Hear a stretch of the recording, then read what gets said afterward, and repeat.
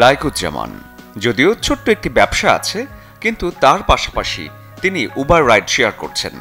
তারপরও পরিবার নিয়ে যেন ভাবনার শেষ নেই, যার মূল কারণ দ্রব্যমূল্যের ঊর্ধ্বগতি। দোকানদারির পাশাপাশি দিনের একটা সময় যায় রাইড শেয়ার করে, যেখান থেকে চেষ্টা কিছুটা স্বস্তি পাবার। টোটাল 2000 টাকা ইনকাম, বুঝছেন?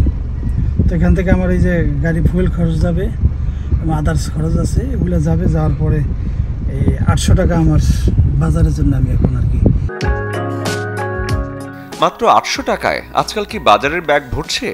সেই উত্তর জানা গেল লাইকুজ্জামানের সাথে বাজার ঘুরে। 270 টাকা আছে আর আমার। ঠিক এমন গল্পই অনেক মধ্যবিত্তের ঘরে।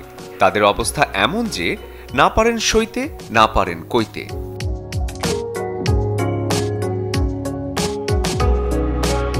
$110 টাকা সর্বশেষ আছে, তাও এখনো আমি ডাল কিনতে পারিনি। ডাল কিনতে গেলে আরো টাকা লাগবে।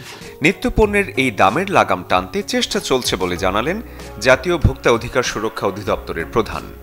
Any syndicate would be broken by us. Then only analyzing the market situation, we can detect them, we can locate their position, their status, and we will intervene there.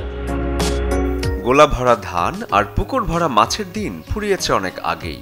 সেই জায়গায় এখন দখলে নিয়েছে টিকে থাকার লড়াই।